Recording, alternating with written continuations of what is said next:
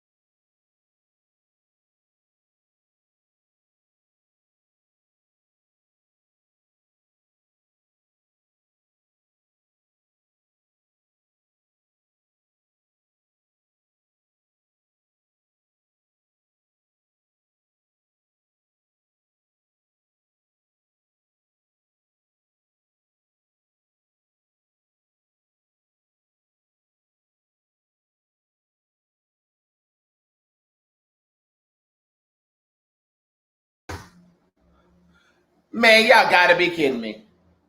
So nobody heard nothing I said this whole time. At all. Man, that's a rookie mistake, man. Again, this is Jack the Cigar Enthusiast with the Virtual Smoke Deck. I'm back with another segment. Clearly my mic was muted this entire time, so nobody heard anything I had to say outside of the people in the broadcast room. With that being said, we do apologize for that inconvenience, but more to the story, man. We're here to enjoy ourselves, man. If you're trying to figure out where I was at last week, I had took the week off on my YouTube, everything, because I really wanted to just focus on Dapper D's. And I must tell you, we got a lot of stuff going on, a lot of things in store, and it's going to be a great, great deal. We're definitely going to open in October with a grand opening of November. Tune in October 1st to get that official date of the grand opening. I promise you, you don't want to miss this event. It's going to be a red carpet event, nothing but luxury, and again, dapper. So with that being said, this segment of the Virtual Smoke Deck, man, I have an opportunity to sit down with some brothers of mine that I've been knowing all my life. I mean, when I say all my life, we went from Roc Boyz together to Fly Boys together to, just out here just doing what we do. And then I mean, when growing up, like, Muggs used to be like, man, what y'all doing type deal. You know what I mean? Like, I ain't gonna boast or brag and, say, we was this and that. But I tell you what, if you was in our crew, you was click tight. And I guarantee 9 times out of 10, you're doing something great right now, because that's what we surrounded ourselves with. But anyway, due to some last minute engagements and because of their business, JP was not able to make this segment. He may be able to pop in later. Hopefully he can. But again, you know what? It's your business, so you got to run. But without further ado, we're going to welcome Malcolm. What's up, champ? What's going on? What's going on, man? How you doing? Man, what's going on? Smooth Cat came in the building. Smooth Cat came in the building. Yes, sir. Glad to be on, bro. Appreciate it. Man, you know what, brother? I ain't gonna lie to you, man. I appreciate you taking the opportunity and the time to sit down and talk with me. You know, no again, doubt. like I said, man, we got so much dang history.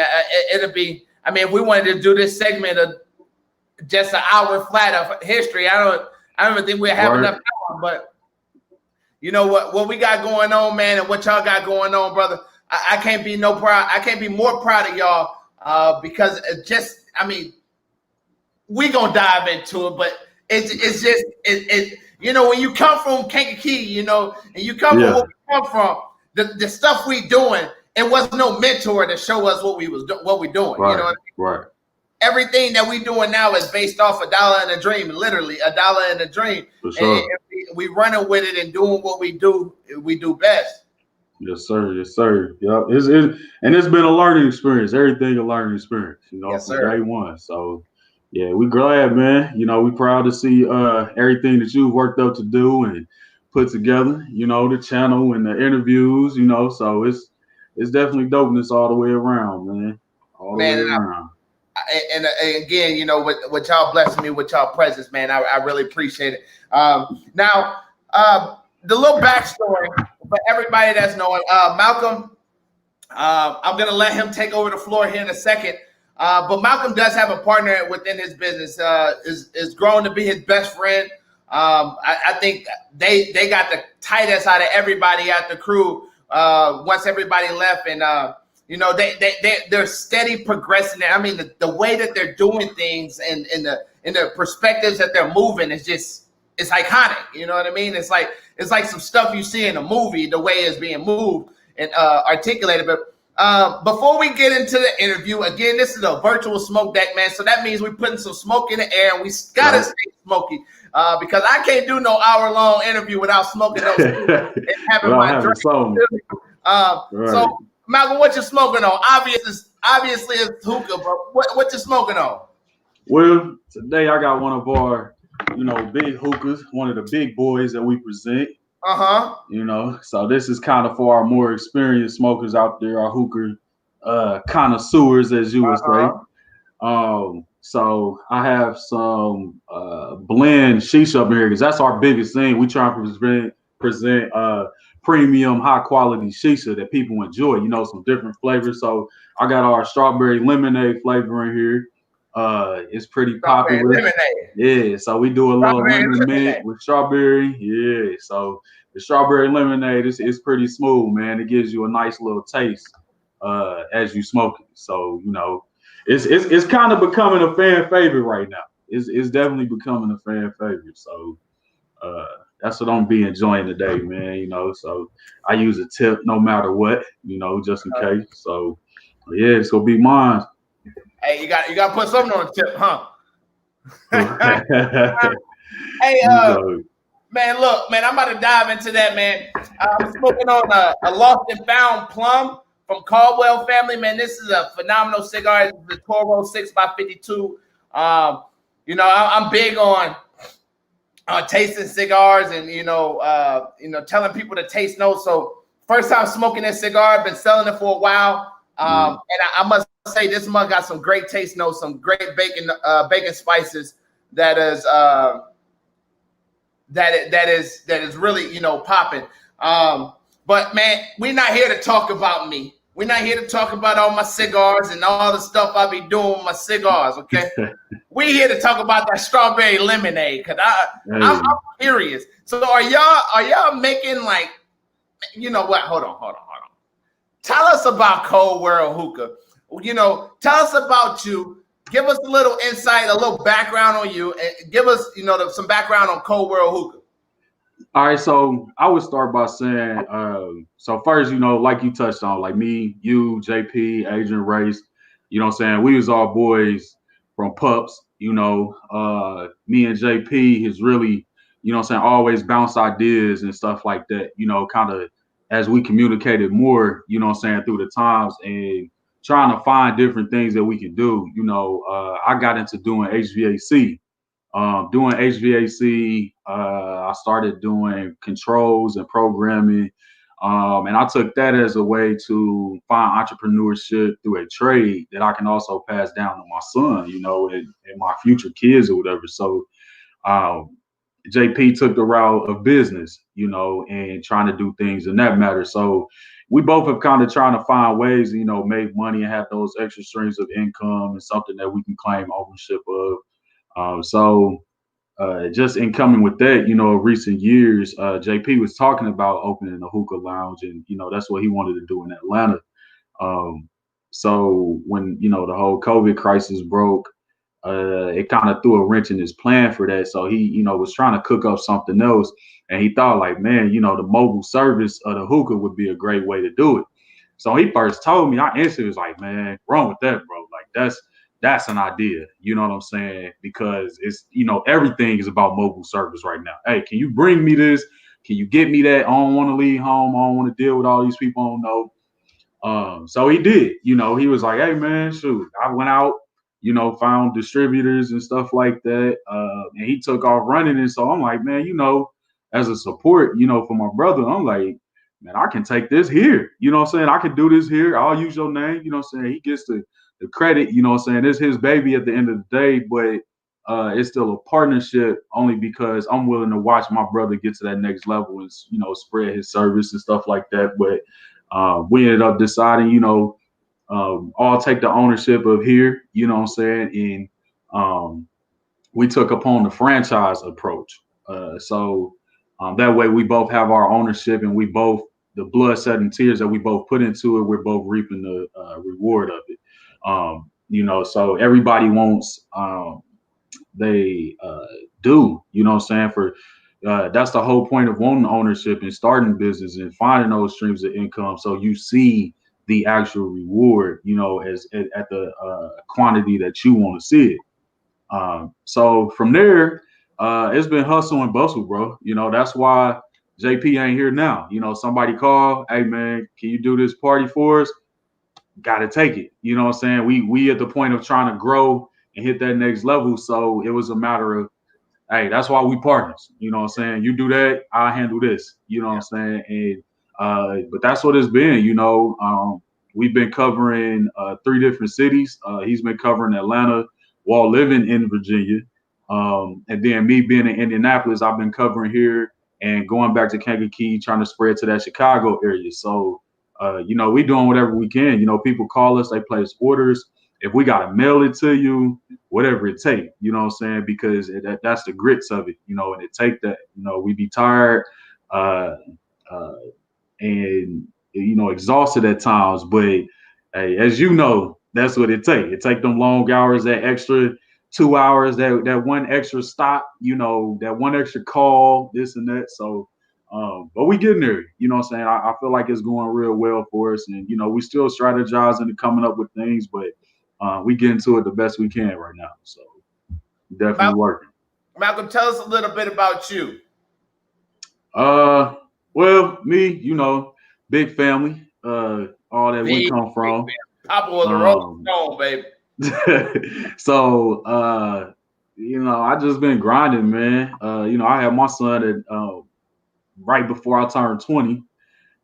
So my whole thing was, being here for him every day in Indianapolis. I never moved back home because, I got to be with my son daily, So my whole thing's just been hard work and work ethic and trying to show him the best that I can and do the best that we can to make sure he hits that next level sooner in his life. You know what I'm saying? So it ain't about making sure he's a millionaire overnight, but making sure that he understands the work that it takes to get to that level, and it's just, it's just been a journey, man, trying to do what I can, went to college, messed that up, party, enjoyed more time than I was in the books and in class. And then just moved here and just started working, man. So I just been taking my time, trying to do the best I can and take it day by day. So, you know what a lot of people don't understand is, when you come from where we come from, there's two type of people, right, and it's really weird. I wouldn't say weird, but I would say our class of high school from 2008 to 2010, 11 has really changed the stigma for Kankakee. You know what I mean? For everybody watching, Kankakee is a small town, 45 minutes south of Chicago. It's where we all grew up at. It has its good days. It had its bad days. I tell you what, I learned a lot. Definitely, from my adult years from that place. But that was our foundation. Kankakee is a small town. So with small town comes small town mentalities. With small town mentality, it comes with a lot of limitations. It comes with a lot of materialistic things where you think because H, Y, and C up the street got it, then I need to have it. And when you doing the things that Malcolm and JP and myself is doing, and then countless other entrepreneurs down in Kankakee as well that is surfacing crazy. Hopefully, I have a couple of them on the virtual smoke that to sit down and talk with them. But we're really changing that narrative, really showing Kankakee could be something else than just a little small town that people get in trouble, go to jail, get shot, do all that stuff with, man.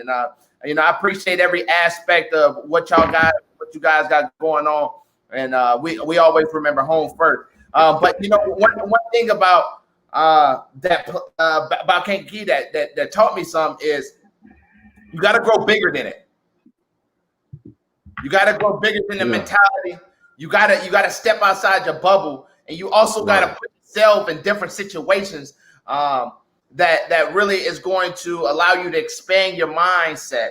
How moving to Indiana, and I wish John was here to ask how was moving to Atlanta right after high school to really change your mind frame to get you to the point that you at now. I think the biggest thing for me moving was home was just that self-accountability. You in Kankakee is small. You got a big family like I got. It's nothing to go live with another family member or do something or get kind of stagnant and comfortable. You know what I'm saying, with not pursuing anything that seems tough. So being away from home, from jump was like, all right, I gotta do for me. You know what I'm saying? Yeah. Running home to mama, or if I'm hungry, go to my mama house, get a plate. You know what I'm saying? It was none of that, and I had a family right out of college pretty much after that first year. So, I always had to, get what I had to get for me and mine. You know what I'm saying? So that was the biggest thing. It was like, man, home, shoot, it's small. It's always something comfortable. You know what I'm saying? You can't afford daycare. You take your kids to, a family member. I ain't have none of that. So it was just me paying for daycare every week. And, you know what I'm saying? So it was a lot, man, where it's just like, I got to really focus on tomorrow and further every day. You know what I'm saying? Like I always had invested in 401ks and always invested in insurance and all that stuff because I knew, man, like I was out here. Like it wasn't no teenage years, no more. That was over. You going out your comfort zone.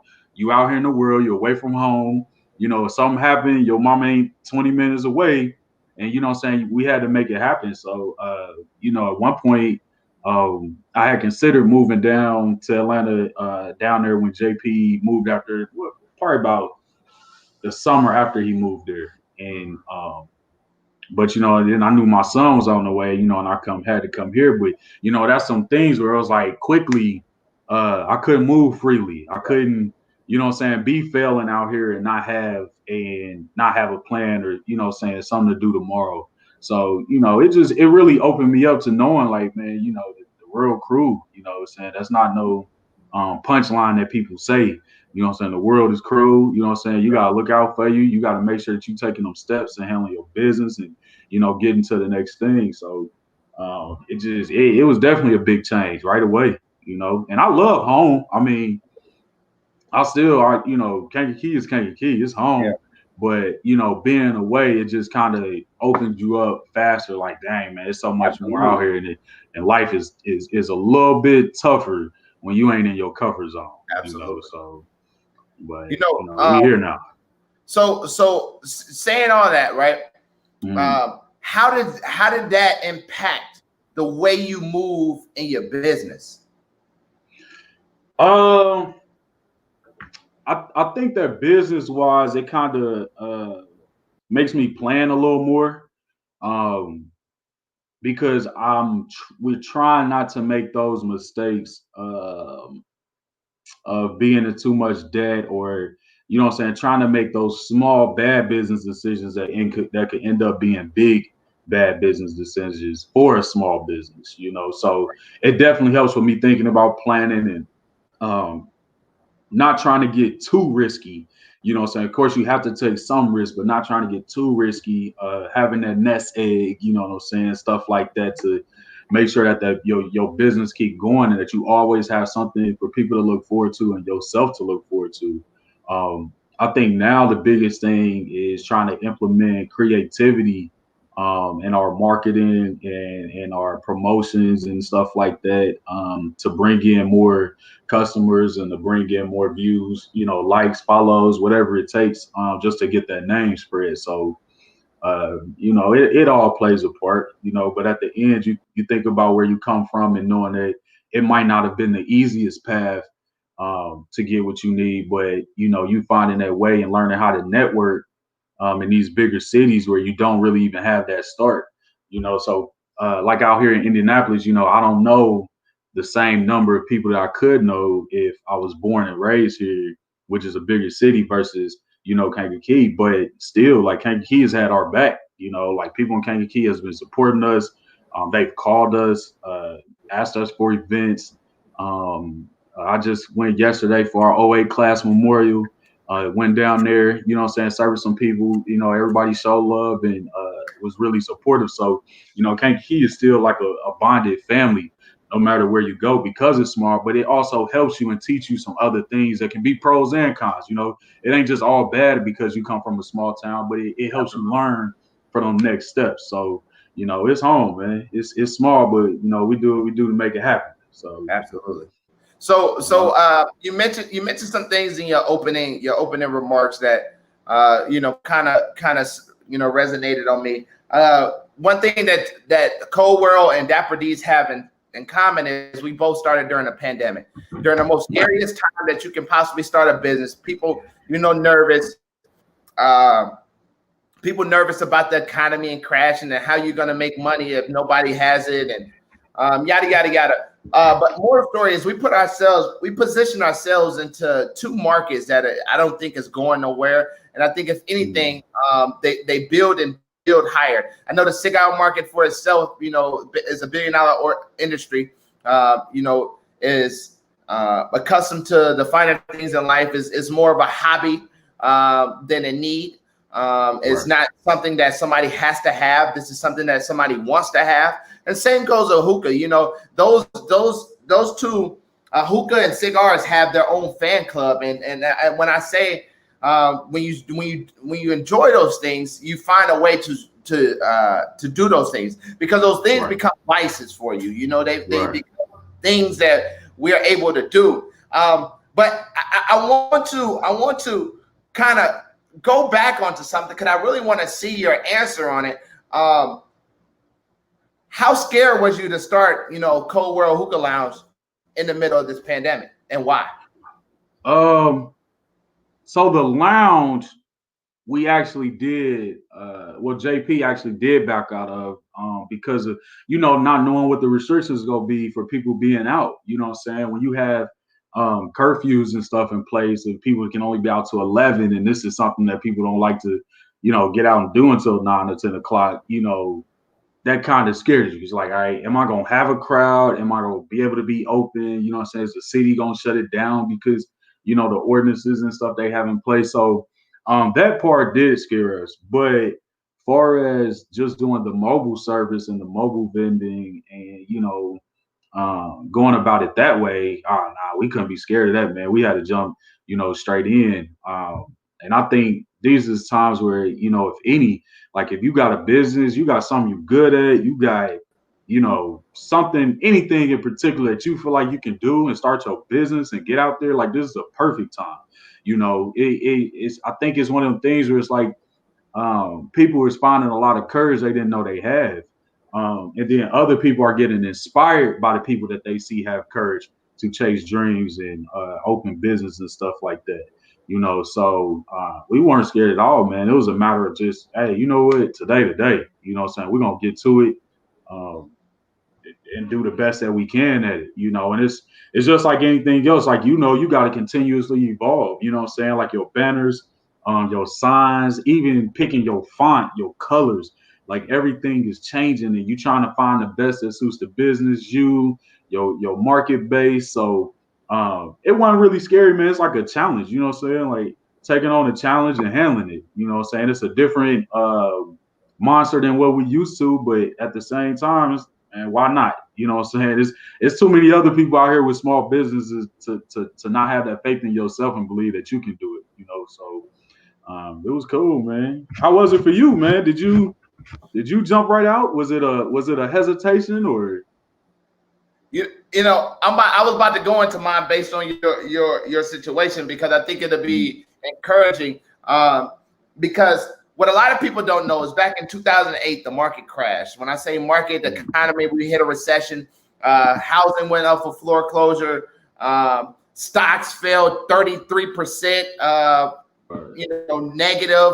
I mean, so the hindsight, the near vision, you really don't see it. You know what I mean? It's really It's really hard to see the now. You know what I mean? When you try to look for the future, because if you're looking for the now, you're always going to be failed. You're always going to fail. You're always going to be scared, and you're never going to get nowhere. So the now is not what you look at. It's about the future. You made a statement earlier. Is that you started something that your son can do, right? Something that your son, you're not trying to make him a millionaire, but you're trying to make his kids a millionaire, where they have a trust fund, where they have something that they know that their grandpa left behind that created their legacy. And that, I think that's really why we start businesses. But what a lot of people don't understand is being a business owner, it sounds like a good title. But I tell you what, the work never stops. You never fucking sleep. And honestly, your brain goes 1,000 miles per hour all the time, even when you don't want it to, you know? And I think that is something that kind of led me into what I'm about to say now is at the end of the day, there is things that we must do in order to put ourselves where we need to be. If we're scared to get to that spot, then we're always going to be scared. We're never going to get to that spot because fear is not an emotion. Fear is first a thought that becomes an emotion, right? So if you're scared to do something, you're scared to go out, then you're never going to be successful. And shout out to my wife, Renisha, that's watching, Keith, Kevin, I hope, Joe, thank y'all for tuning in. There's a couple people that commented, but you know, some of the things that you must possess is that that willingness to put God first, and then that willingness to make sure that you know at the end of the day you won't stop until you're successful. So when it comes to me, I did everything against the book. I mean, when I say I took risks, I mean we liquidated assets. We did what we needed to do to get Dapper D's open, and we're gonna be successful at getting Dapper D's open. I tell people all the time, the worst time to start a business is never. Because at the end of the day, you could be in a perfect situation where, you know, the economy is great. Everybody has millions of dollars and still fail. Yeah. So if you're dictating on when to start your business, you're never going to be able to successfully start it. So me, I lost my website. I launched my YouTube, prior to this. I launched my virtual smoke deck thanks to a good friend of mine, Sean Gidron. He prompted me with the idea. I said, at the end of the day, I'm about to go open up me a store. And God dang it, I'm about to open up me a store. And it's not because, I was scared. You know what I mean? It was because at the end of the day, I met some people along the way that gave me the correct mentorship, gave me the correct things to put in perspective. Because it's weird. It's hard to have a millionaire mindset when you don't have any millionaires around you that's pouring into your mindset. Right. So when you look at that, like for me, I think the pandemic is the best time, and I'm going to tell you why. And then I'm going to open up the floor to you. The best time to start a business is right now. Why? Because at the end of the day, everybody knows we're in a crisis. So if you fail, guess what? We're in a crisis. Right. If you succeed, then 9 times out of 10, you succeeded in the most difficult time that you possibly could in that business. I mean, let's be honest about it. Yeah, you got to have enough working capital to make you through it. But I tell you what, I would have opened that hookah lounge. That's what I would have did. And that's something that I think y'all should really consider. Because right now is the best time to negotiate leases. Right now is the best time to get funding. Right now is the best time to find distributors. Right now is the best time to do it. Think of this. 2008, I mentioned this before. Airbnb started. Uber started. A bunch of companies that's billion-dollar corporations now started in the worst time they could start. Right. So for me, that was the no-brainer for me. And I think like what you guys are doing. I went to my homeboy's grand opening. He has a mobile cigar lounge. I said it's genius. I love it because what you're doing is you're taking a small investment right now that's going to produce a large investment for the future. Right. Because you're not putting too much money up. Your distributors, the things that you're putting into this business, it doesn't require much. And you see that now. I guarantee you probably like, man, I've been getting bust over the head this whole time. But so that's my little 2 cents. All right. Right. But my 2 cents doesn't matter because I want to hear your 2 cents. Why do you think right now is a good time to start a business for anybody that's probably watching or thinking or trying to do whatever they're trying to do? My biggest thing is just scrapping claw time. I mean, it's the time of digging in and making things happen for yourself. It's not the time to sit back and wait on things to happen. It's not the time to sit back and hope things happen. Like, this is the time to take that action for what you want to do. I've talked to a couple people since we started this. It was like, dang, man, I like what y'all doing, but man, I want to do this, but I don't know. And it's like, man, do it. Like, what you know what I'm saying? What you waiting on? You know what you want. You can fund it yourself. So you're not going into debt. You know what I'm saying? You starting off on top. 2 of the ideas that people was talking to me about, it was stuff that they could literally start on top today, making profit. You know what I'm saying? Because it's little things. And I'm like, man, start it. You know what I'm saying? Like you say, like, we in the worst times of our lives, and we the generation that didn't live through everything. So if this is the worst time and we didn't live through all type of epidemics and crashes and economic downfall before, man, you might as well start now. Anything you can make happen now, you can make happen at any time. So to me, it's the best time because it's scrapping claw time, man. Like, it's time to do it. If you got a dream and you got something you want to do, you got something you've been thinking about, now the time. People online more than ever right now. People shopping from home more than ever right now. People need you to deliver stuff more than ever. It's people that just started multiple rideshare businesses. And we already know Lyft and Uber popular. And there's people starting rideshare businesses and still making profit and still, creating their own streams of income. So it's like, man, if you got something right now and you watching this and you contemplating anything, man, start it. Go on and do it. You know what I'm saying? If you got a job you worried about, I ain't gonna be like who is that? Steve Harvey told people, man, quit your job, chase your job. I ain't gonna tell you that. But I will say, man, make it happen the best way you can. You gotta work some long hours, some long days for you to see that it can happen for you. man, go on and do it. It's worth it, man. You know, it's nothing like having that proud feeling of like, man, I'm making this happen. You know what I'm saying? I'm doing this. I got it. You know what I'm saying? I'm handling it. And you know, it's just a time to have that extra pick me up. You know what I'm saying? Especially if you can do it by handling your own business and starting your own business. Like, man, ain't that it feel good, bro. I don't know about you, but it feel good. So it's just, you know, I hope that people would hear, you know, it's like they say, if you can get one person to do it, you know what I'm saying, that would make me happy, because it's like, man, it's a good feeling, man. It ain't even about being rich or nothing, or, you know, making 6 figures worth of revenue right now. It's just a matter of knowing that you putting the work into something and you feel good about it, you know. So it's just overall a good time. This is not a bad time. So what prompted the name Coal World Hookah? John picked that up.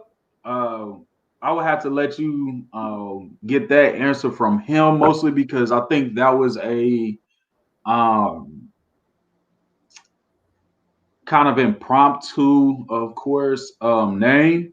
But it was instantly a nice, you know, title. It was like, that's nice. You know what I'm saying? Like, so even though he came up with it in a flash, it was one of the things like, man, it makes sense to go perfect with the business. Like, that's it. Yeah. You know what I'm saying? So it just, you know, like I say, this was his baby originally. So some of the things like that to get into his brain, you have to ask him. But you know, I was instantly a fan. I'm like, man, bro, that worked. You you got your name, and you came up with a business model that worked, you know. So it was definitely a good choice right out the gate. So you said that y'all looking at franchise opportunities, and that's where y'all kind of want to go to, you know, give people the opportunity. Have y'all actually sat down and came up with some figures on what people will have to do in order to start the franchise? You know, some pivotal points that will make them successful. You know, kind of just ironed out some of those things. Well, the franchise aspect was pretty much so that I could get my pie, you know what I'm saying, as I put my work in. Far as expanding more than that, no, because we first have to make sure we have all legal things in order. You know what I'm saying? When you franchise, there's a lot of risk in association with having somebody have your name. You know, then you have to also think about even to the nitty gritty of things of people who open with your name that have other intentions. You know what I'm saying? So it's not so much of franchising to get to other people like that. It was more so for us as partners to have that shared feeling of getting what we deserve out of the work that we put in. So, Absolutely. You know, that was kind of route we took with that. But we'll see, though. Curious. I mean, no, go ahead. I apologize. No, I was just saying we'll see. I'm not saying it'll never happen. I'm just saying that's kind of where we at right now, you know, in these beginning stages. So I'm curious to know how hard or how easy is it being able to do this with a partner? You know, for me, I have an investor. I also have, you know, my wonderful wife that really supports me. And shout out to Toya for tuning in, that supports me. But when you have somebody that is literally, you know, here with the business, how easy or how hard is that to kind of, you know, do things the way y'all want to do it? I think the best thing right now, man, you know, with us being real close, in our friendship, you know, we consider each other brothers, you know, our families is each other family. Like, it makes things kind of easy, and we both are grinders, you know what I'm saying? Like, we both willing to put in the extra time, the extra travel, the extra hours, and, you know, just whatever it take to make it happen. So it really hasn't been difficult, you know. At this stage, it's one of them things where it's like we're kind of controlling it in two different manners, since we have our own locations and geologically we in different places that we trying to make this happen. So It's not that hard, you know. We talk to each other. Of course, we don't get too far off, like, you know, where he's like not doing events and I'm only doing rentals or something like that, you know. So it's one of them things like, man, it's usually just a quick phone call, like, hey man, what you think of this idea? Man, you know what, that is a good idea. I would do this and that. We cool, you know what I'm saying? And we move on to the next thing. Now I asked that question not to kind of get in a partnership, but kind of to caveat to this question. How important is it for you to, one, when you're going into business, make sure that if you're gonna go with a partner, make sure y'all have a solid foundation? Man, you know, I would think that's the biggest thing. I don't think that it's easy to be in business with somebody that you don't have a solid foundation in some way. So whether it's communication or, you know what I'm saying, y'all hustle alike, whatever it is, I think y'all foundation needs to be solid in some way. You know, even just having that support, you know what I'm saying, of the people behind you, and saying, like, you know, both of our families is like, man, y'all both doing a good job. You know what I'm saying? And so, like, it's definitely important. You know, the different ways that people have their solid foundation can vary. But I think that you definitely want somebody you either communicate well with, or, you know, if y'all both understand, like, hey man, we got to work on this 7 days. You can't be willing to work 7, they only working 2. You know what I'm saying? So that's definitely a big thing, man. You know, me and JP, we got a lot going on. We both do a lot every day. We both have to travel for a lot of the work that we doing. You know what I'm saying? Like JP sometimes is traveling 8-9 hours to go do a party.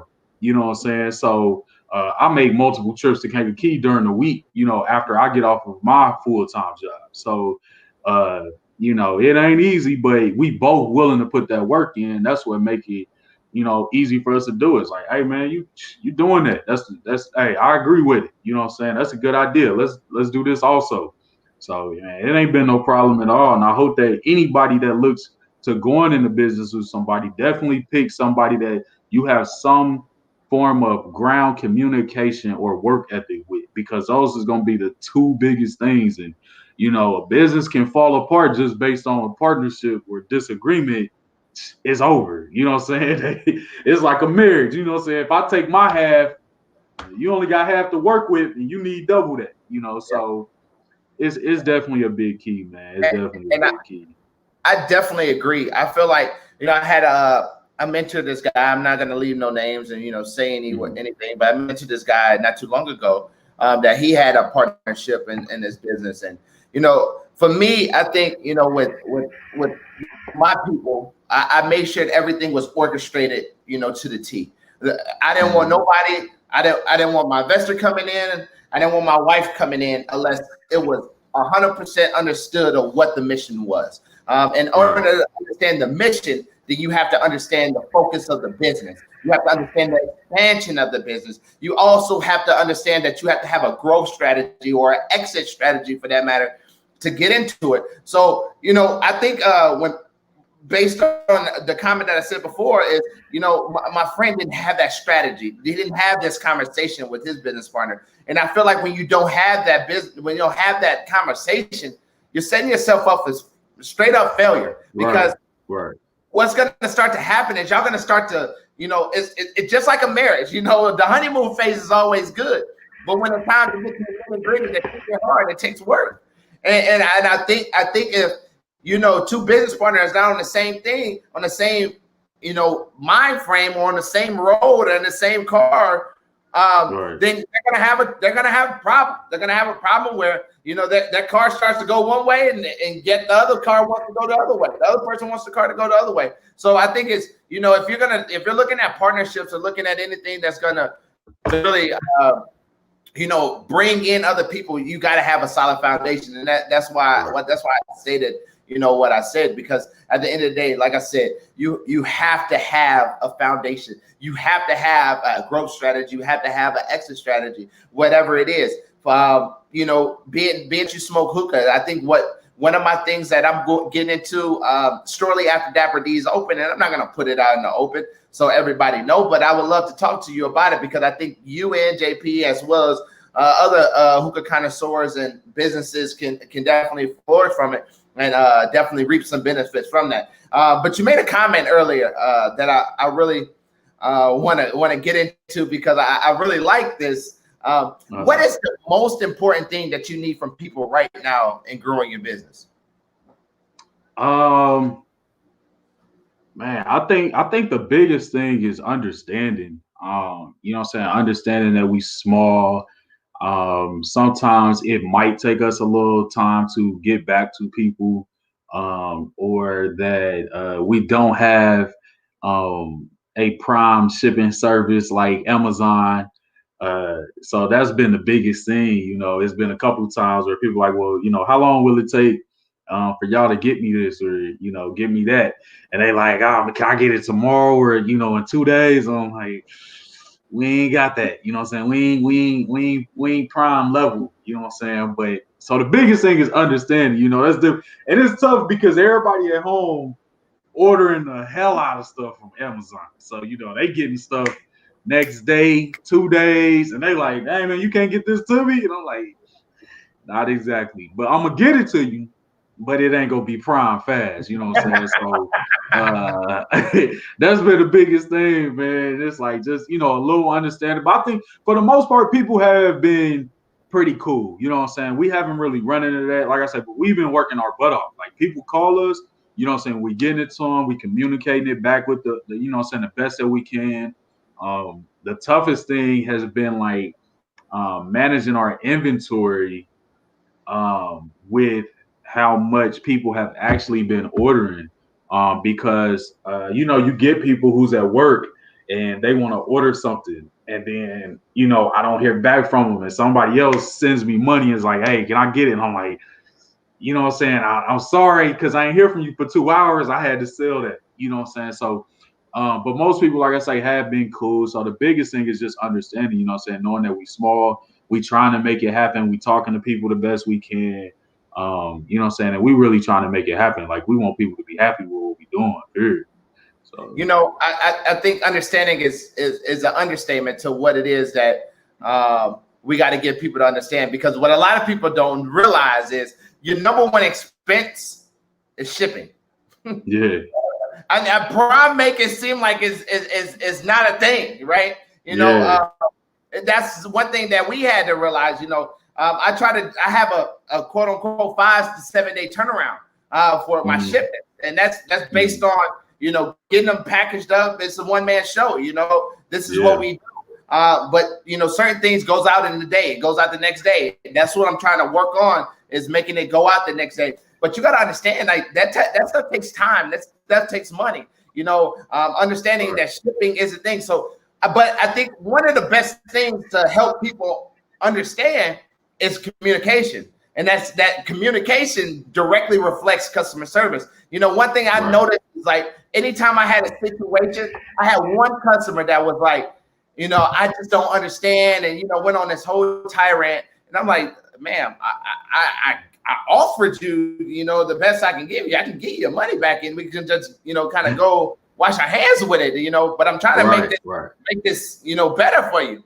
But you know, there are certain people that have these high expectations and don't forget that we are a small business, and we are trying to, you know, grow our operations, and we are trying to do as best as we possibly can. Shout out to David Helm. Shout out to Toya. Shout out to Camille for tuning in. But you know, we forget that, you know, this is what we're trying to do. You know, we're building to get to Amazon. I tell you what, Amazon wasn't doing Prime in 2008 when he was selling out. Hey, it wasn't no 2 day shipping then. Prime wasn't happening in 2013. Unless you was down the street, it wasn't happening in 2 days. So that's what I'm saying. You got to understand what goes into Prime. You got a whole shipping operation. You know, Amazon had on the back of their trucks, they got the slogan. They said, there is a lot more to Prime, a truckload. I mean, and you can just let that sit and fathom in your head and just be like, sizzle in your spirit. Man, boy, he made a statement, boy. He said right there. That touched my heart. I'm telling you, bro, that's probably been the shipping like the turnaround and how fast people want it has probably been the biggest thing. Cause it's like, man, they so used to the prime and you know what I'm saying, stuff like that. And it's like, man, look, I'm trying. You know, like I had one person, you know, and they was telling me like, you know, you can only get it to me for in 3 days, and it's for this price. And I'm like, yeah, like you know, that's the cheapest. And you know what I'm saying? Like we got to start business accounts with multiple companies because you know what I'm saying. We're trying to find the best way, you know what I'm saying, to do this. And you know, I'm trying to tell her, I'm like, you know, it ain't what you think. And she like, you know, because she has her own business. She like, well, I ship my stuff to people, you know, in 2 days for this price. I'm like, yeah, but these is heavy. They fragile. You know what I'm saying? This ain't something they can just be tossing around in the back of the truck, even though they will. But you know what I'm saying? So they charge you more to take care of it. And you know what I'm saying? It's just a little different. So that's the biggest thing, man, is the understanding of people. But you know, like I say, especially our people from Kankakee, you know what I'm saying, they've been real understanding. But you know, we've been shipping to Ohio, Florida, Texas. We had a Pennsylvania. So you know, we reaching out, man, and you know, the word of mouth from just Kankakee, you know what I'm saying, even though we small town, you know what I'm saying, they looking out though, and they getting that word out. Yeah. So, you know, it's definitely been a blessing, man. It definitely has. So but that understanding is something different, boy. That's something different. I'm trying to say. And shout out to Aaron and Dion for tuning in. You know, the crazy part about it is I'm like such a neat freak. You know, I've been this way since all my dang life. You know, I've been always had this perfection problem. You know, I used to mess up my clothes because I wanted it perfect. You know what I mean? Right. But you know, knock out every wrinkle. Like, yeah, boy, pants straight as hell. Come on, man. Hey, my wife sat me down one day though. I said, "You need to relax," and I'm like, "Relax, right. Man. They ordering. I need to get this. What am I gonna do? I need to get it out." And she's like, "Okay." And I realized people is a lot more understanding than we think. We just have a lot of pressure because we want to over deliver. We don't want that negative, you know, attention, that negative name. You know, you only want great things to say about your company. But I tell people all the time, somebody gonna say something bad about your company, no matter what. And they might have had one of the best experiences ever. They gonna say that the sticker was upside down on their package. Instead of turning the box around, they can say, well, how it was shipped to me was the sticker was on backwards. I'm like, if you don't get up on, but you know, those are just people that just don't want you to succeed. And I tell you what, Malcolm, you and JP are destined for success, bro. Y'all have a great thing going. That's really gonna, you know, I think spiral into something bigger, man. And I hope that one day, and that we can all come together and just do one big event, Cigars and Hookah. You know, put it on the map, put it on the calendar for Kankakee, Cigars and Hookah, Pioneer Park. We got it all. So let's go ahead and get set up. Let's do it, man. Pioneer, Old Fair, one of them. We definitely can. Hey, somewhere. Shoot, we can even do that on a yacht or something, on the river. I don't know. We'll figure it out. We look for the high class, so yeah, we can figure that out. So, man. Yeah. So what's the vision? What's next? What's next for Coal World Hookah Lounge? Man, our biggest thing is really spreading the name of this mobile service. Those lounges will be our biggest goal. You know what I'm saying? That's the ultimate goal. You know, I don't want to give up too much, but we definitely looking to create a different experience. You know what I'm saying? So, you know, that's even like now, you know what I'm saying, with our products that we carry now, we try to carry a range. You know what I'm saying? Like we want the traditional hookahs for people who are more on the traditional tip. Because, you know, like, you know, with cigars, bro, like whatever you do, you always got people who's more into the history and the originality versus those who's more into it for the entertainment and want the more modern. You know, so it's one of them things where we're gonna be trying to stay ahead of the curve on a lot of stuff. So the stuff we got coming and our ultimate goals of those lounges is definitely gonna be a treat for people, man. All right. So y'all got a hookah with a speaker on it. Yeah. Right? Is it Bluetooth or like, man, so how's that this work? speaker is Bluetooth. You can put an aux cord on it. It also has AM FM radio. You can answer your phone on it. Yeah, it's dope. I really wish I had one right now. Kankakee, they just bought them up last night, actually. The last 4 that I had. So they nice, man. We actually gonna be taking some pre-orders here coming soon. Because they nice. The best thing about them though, man, is like they also light up and the colors is like very vibrant. You know what I'm saying? It's not like a shady looking color, like the color is vibrant. So, it's perfect for like nighttime, you chilling, couple people, you got a little date, you know what I'm saying, a little situation at the house. Um little entanglement, going on, and to have that speaker hookah vibing while y'all smoking, like it's nice, man. On our Facebook page, Coal World Hookah, COAL, Coal World Hookah, and on our Instagram, they are on there for anybody that see this and want to see pictures and videos of it. There's even videos of it posted playing the music. So they nice, man. They real nice. They've been a hit. We also are coming up on trying to do more of hookahs that kind of fit the male taste. A big thing is like the women tend to usually like these speaker ones more because they have like little like I love you messages on them and stuff like that. So they kind of catch the ladies' eye more. So we are gonna be coming up with more for the fellas though, man, so they can enjoy too, chill out. So. Yeah, because I'm more when you talk about who like so contrary to popular belief, I don't only smoke cigars, I smoke hookah too. Right. I try to get my wife to smoke as many cigars as I smoke, but I tend to lose that fight majority of the time because she wants to smoke hookah. So where can people go to place their order for these hookahs and book you guys for events and different things of that nature? On Facebook at Coal World Hookah, COAL, Coal World Hookah. Down in that ticket too. Going on a ticket, going across the bottom. You can schedule for events and stuff like that you have or parties coming up. You can get your inquiries there. We check that daily. Usually it's not going to be more than 3 hours before I can get back to somebody. The Pages app for Facebook got some kinks in it.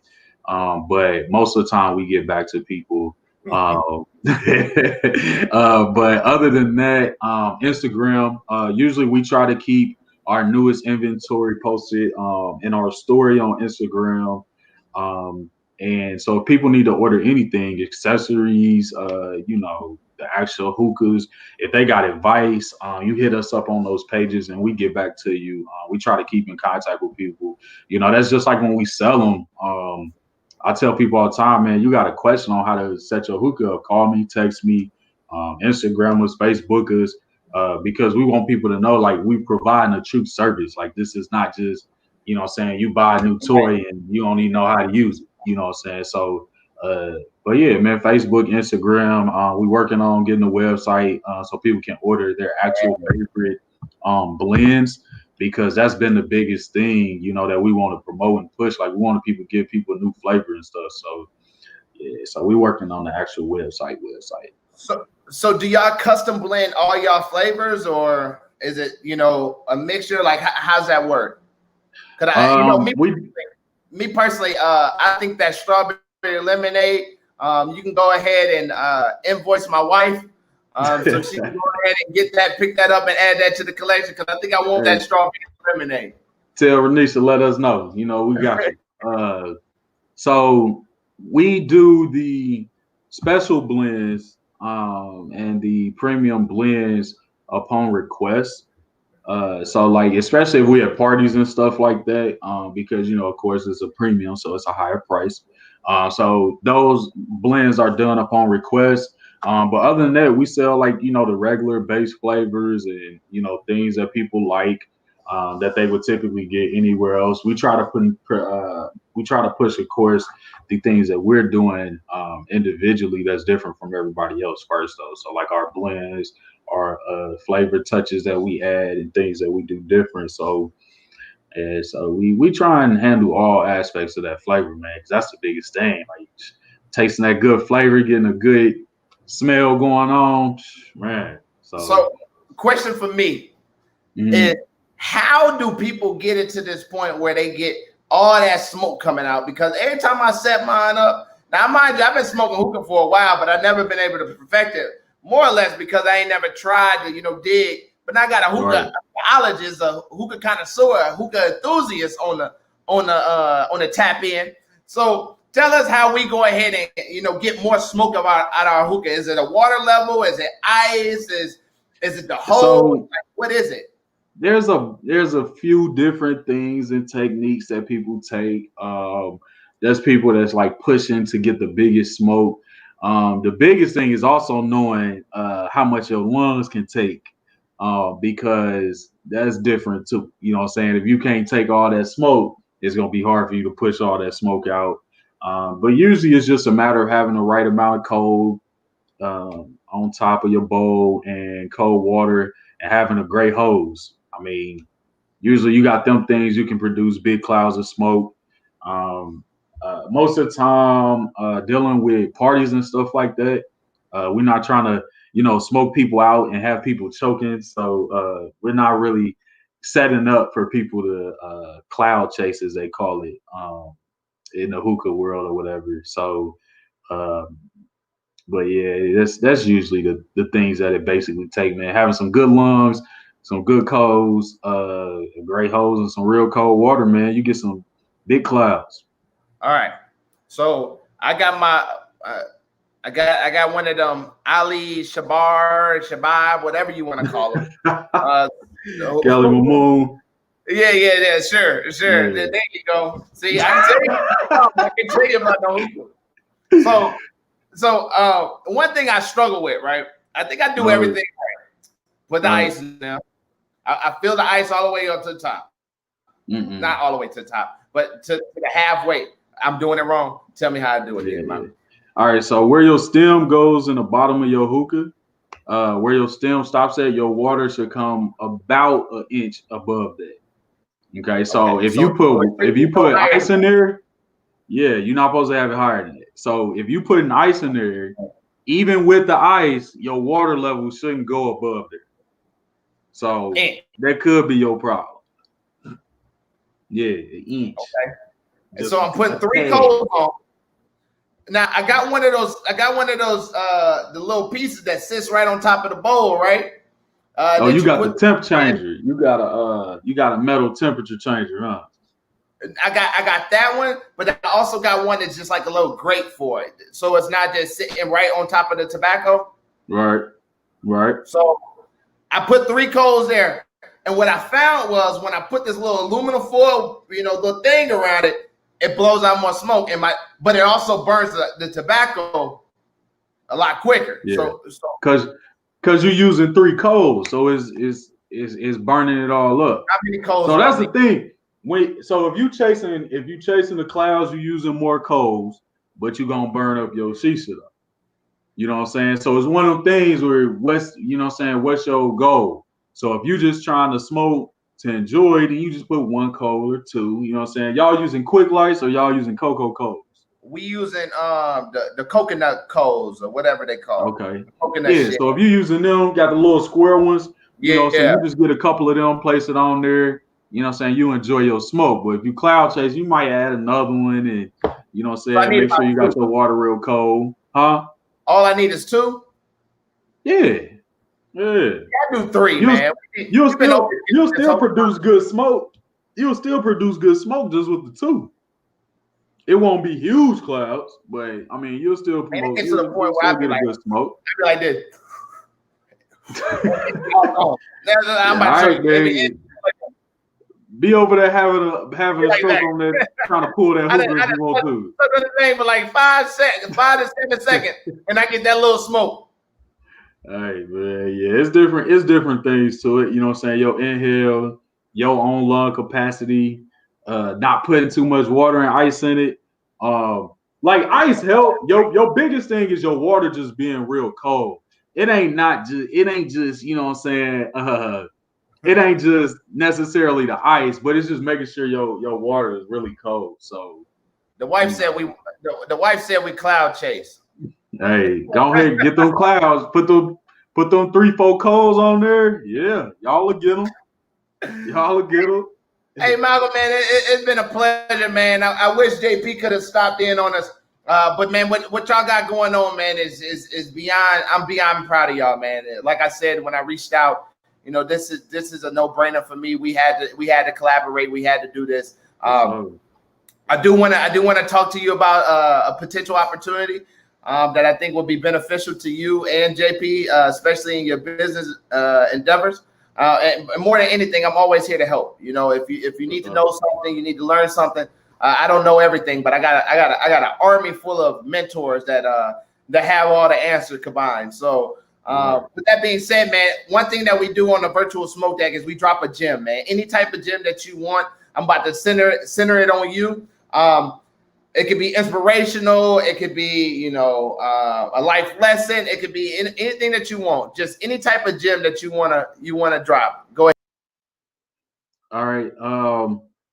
My gem would be, man, you know, like we touched on earlier, this is a great time to start a business. This is a great time to pursue something that you think has an opportunity to present you another stream of income. Um, it's not a time of oh, I shouldn't, but maybe I should, or yes I should. I seen somebody was saying that they feel like they don't have the time. um, Most of us can make time, you know what I'm saying? If you can only do a day a week, if you can only do an hour a day to put towards your craft or your business or your idea, whatever it is, take advantage of that time. Most of us have more time than money, as my mom say. So if you got more time than money, then you have to make that time to hit these goals that you want to hit, start these business that you want to make.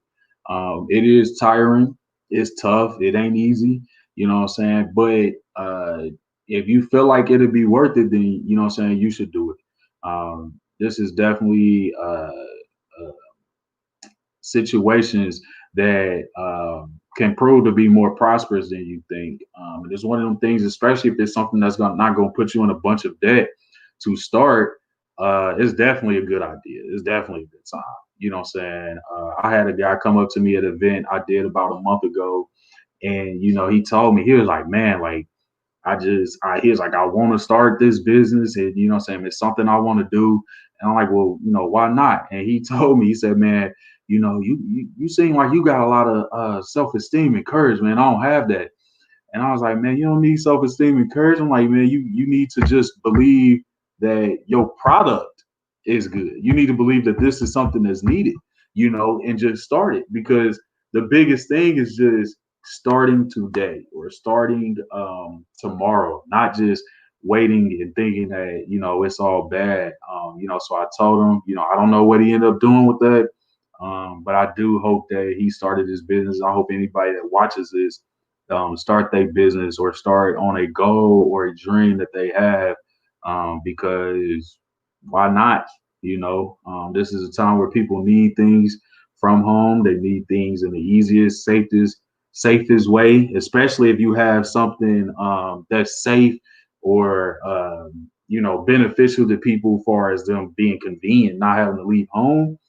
This is definitely a time to start. That would be my biggest thing. I hope that we can inspire somebody today to start something small and pray that it gets to something big, and look back at this segment today and say that, this is where they got their motivation. So it's just that's my biggest gem, man. That would be my biggest thing. Hope somebody chase their dream today. Well, Malcolm, I know you're a busy man. I know y'all got a lot of stuff going on, man. I definitely appreciate you, and we appreciate all your knowledge, and appreciate everything that you got going on, man. I think y'all are destined for success. And y'all have some great minds that I think when y'all put it all together, it's gonna make a collaboration that nobody can, surpass, or anybody that can pass up. So we definitely appreciate you, tuning in, and taking the time out your day for us, man. We appreciate you too, bro. We're glad of what you're doing. You know what I'm saying? This is definitely dope, man. You created something that's gonna stick, man. This is concrete. I like it. I never thought I'd see you taking up a cigar, you know what I'm saying, like that. But it's cool, man. I actually got my first cigar. That's the best thing about doing parties is people actually usually nice to you when you do parties. So about a month ago, man, I got my first cigar from a guy, man. He came up and gave me a $25. I ain't gonna act like I know the name of it, but it's a $25 such and such cigar. And it still had the tags on it from the outside and the sticker on it. I'm like, what's this for? He was like, man, you can have it, man. You can have it. I'm like, shit, I'm gonna find some type of time, you know what I'm saying? But he already, what's it called when you core it at the end or something like that? And you cut it. He already cut it. Yeah. And so he didn't already cut it. He's like, man, all you gotta do is roast it evenly on the end or whatever. I'm like, my man. Well, so I take it up on that. So I'll be calling you when I light it. Hey, come on. You make sure I light it right. I got you. I do got that, man. I got that. So well, I appreciate it. I appreciate it. I appreciate your time, champ. Thanks for tuning in, bro. No problem, bro. Anytime, man. Congrats on your success, bro. Hey, thanks, brother. One thing about business is all about networking. Networking is inevitable. When you see people doing great things, it's naive or ignorant to say that you're not gonna reach out or you're scared to touch bases with them because you feel like they could be competition. Business is not about competition. Business is about helping and inspiring each other to do great things. I seen one thing today. One of my gyms that I kind of close out today is there's 4 things that small businesses need to grow. And it's not your money. Obviously, the sales are going to come. You don't have to smoke cigars or you don't have to smoke hookah in order to support. A simple like, a simple share, a simple comment on how we can do things better can ultimately grow the business. And then more importantly, is just staying in tune. If you're looking to learn something about it, go and get it. Malcolm said something that it kind of caught me, not by surprise, but it's something that I see a lot of people deal with on a day-to-day basis. And it's the fear of the unknown. Joe posted something in the comment boxes earlier, which Joe Jameson is one of my guys that mentored me in business. Always look for the future. If you're looking for the now, then it's a doorway to failure. And you have to have that mindset. You cannot go into anything thinking that it's going to fail, or you can't go in there thinking that you don't have the strength. The best person, nobody's going to care about anything that you're doing unless you honestly care about it. And that doesn't mean that you have to go create a podcast or you have to create a YouTube. You just have to have that will, that passion, and the drive to do exactly what it is that you're looking to do and what you want to get out of it. With that being said, I'm Jack the Cigar Enthusiast, man. I hope you guys enjoyed this segment of Virtual Smoke Deck. We have some great special guests coming up in the next couple of weeks that I think that you're going to learn a lot from. Some big companies coming up here soon. So I hope you guys can, tap in and join us for those segments. With that being said, if you're watching on YouTube, go ahead and hit that subscribe button. Give me a big thumbs up and turn on that notification bell. And if you're watching on Facebook, man, go to Dapper D Cigars and follow us. Like the page, follow us so you can have all the updated content. Like I said in the beginning of this video, November 1st, we're dropping the bombshell of the release, not the release, but the grand opening day. So go ahead and get ready. If you're looking into, trying to make it down for the grand opening, already for sure, have it in your mind. It's going to be in November. October 1st will be the release date. Also, if you're looking for a place to shop all your cigar needs and wants, the DapperDCigars.com is the place to do it. And coming in October, when we open, you'll be able to come in the brick and mortar and do, kind of fellowship with your boy. With that being said, I'm Jack the Cigar Enthusiast. Make sure you follow us on IG at DapperDCigars.com. Dapper D Cigars as well. I'm Jack the Cigar Enthusiast, and I'm going.